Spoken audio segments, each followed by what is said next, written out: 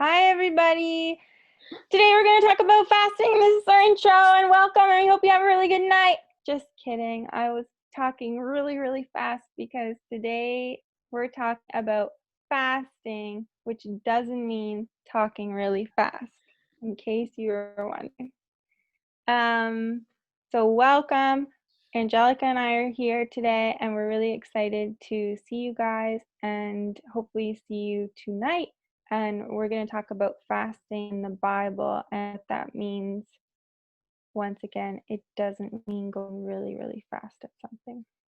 Anyways, so the definition of fasting typically in the Bible is abstaining from drink or food or a religious observance.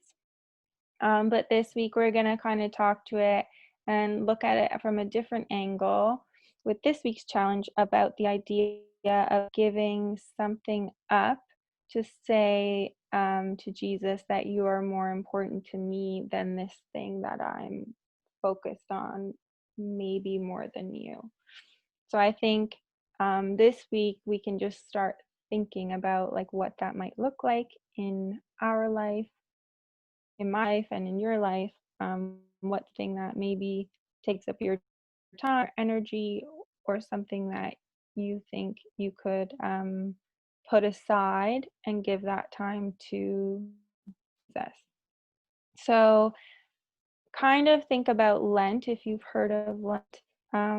It's the idea of giving something up. It's typically earlier in the year, from like February to March, in between Ash Wednesday and Easter. And basically, the practice of that is to prepare your heart for Easter and putting yourself aside in order to honor God. So that's kind of what we're looking at this week. And Angelica is going to tell us why fasting is important to us right now in 2020. Mm-hmm.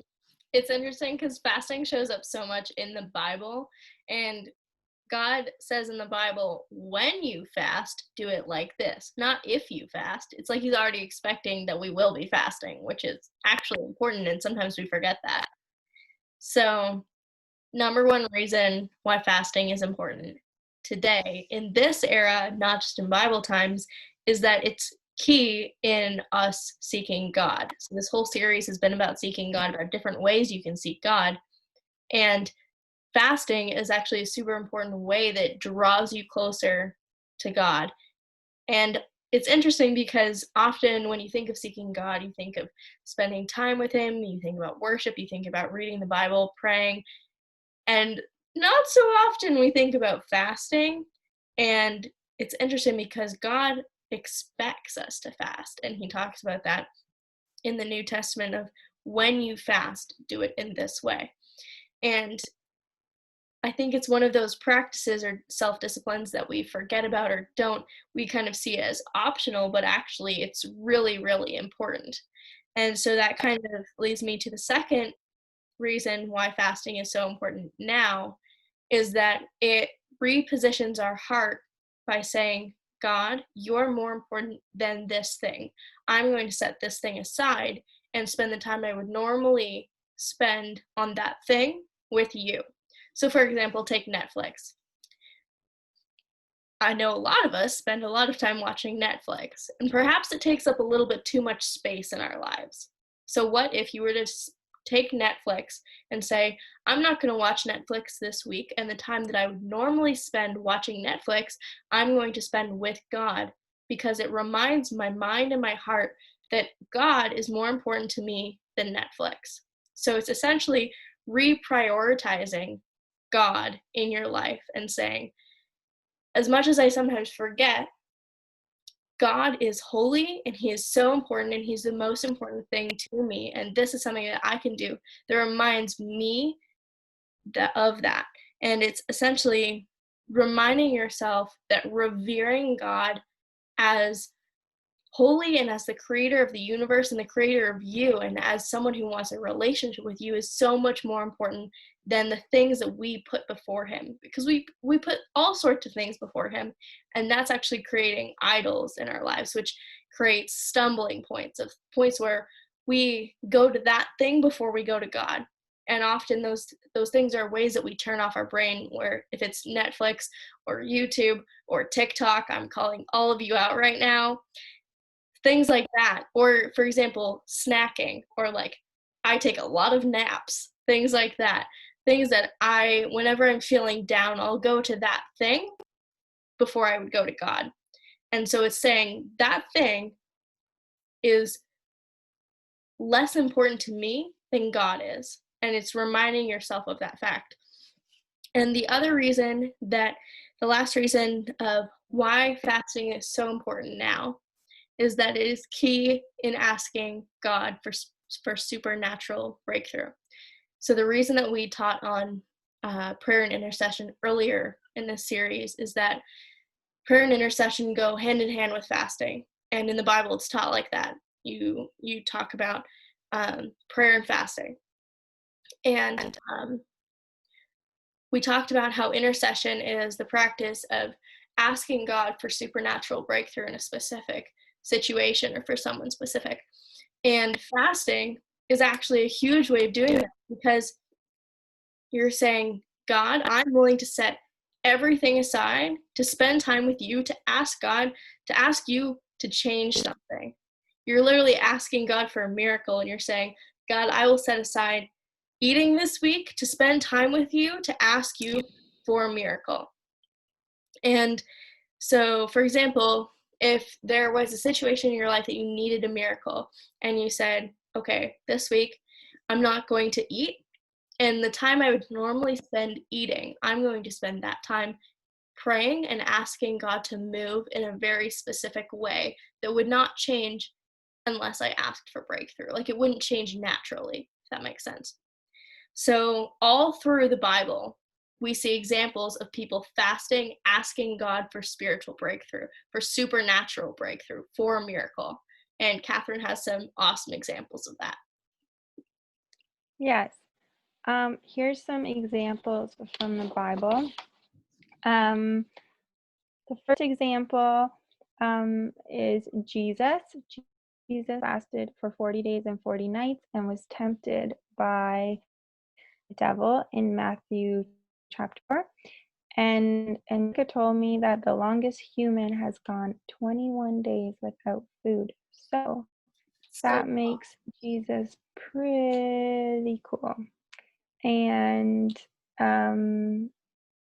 that's a really good reminder. Like, if you were fasting food and you get really hungry, it's really good to know that Jesus has done this as well. He has been through it as well, and he knows what you're fasting for, and he knows that he'll give you strength to get through whatever you're fasting. I think that's super comforting. The second example is Daniel.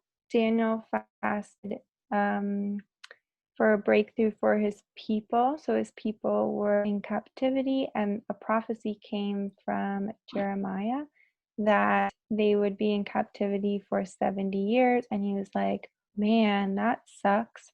And so he fasted and prayed for a breakthrough for his people. And Daniel was a really cool prayer warrior for God. And oftentimes, Angelica's right, prayer and fasting go hand in hand. So he was looking for a really big supernatural breakthrough and had like a specific purpose instinct. And then the third example that Angelica gave me was from Esther. And Esther was a queen, and her people were in trouble. Her father came to her to tell her that someone was planning to kill her people. And as a nation, they decided to fast for 3 days, and she fasted as well. And then, if you know the story, she ended up going into the king, which was very dangerous for her and risking her life for her people. And Haman ended up being judged, I believe, somehow. Did he die? oh yeah. Died. And her people were A-okay. And that was due to a lot of prayer and fasting. Mhm. So those are 3 examples of the Bible, in the Bible that fasting, but it's mentioned quite a few times. And if you're really nervous about it, just know that I have never fasted either. And in kind of looking into it, I realized that it is a Christian practice that Jesus wants us to do, and it goes right along with prayer. So I think he'll give us the strength this week to do it. Mhm. I just want to encourage you guys that, like, if you've never fasted before, it's actually such a cool way to transform your own relationship with God and your own heart. Because so often when God asks you to do something and you're like, that seems too big for me, like, I can't do that.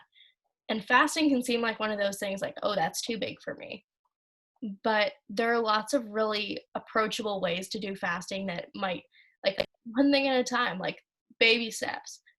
But actually taking the action and doing it and challenging yourself is a huge way to remind you that you can do hard things, and that when God asks you to do something, you can say yes and you can do that thing.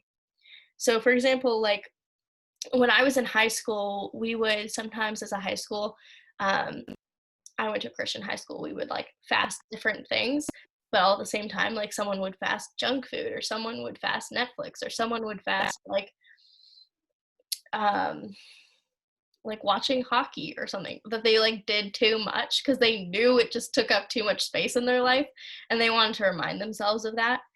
Um, so there's lots of different ways you can fast things, that it's more just a personal challenge of like, what is it that takes up a little bit too much space in your life that you want to remind yourself God is more important than that thing.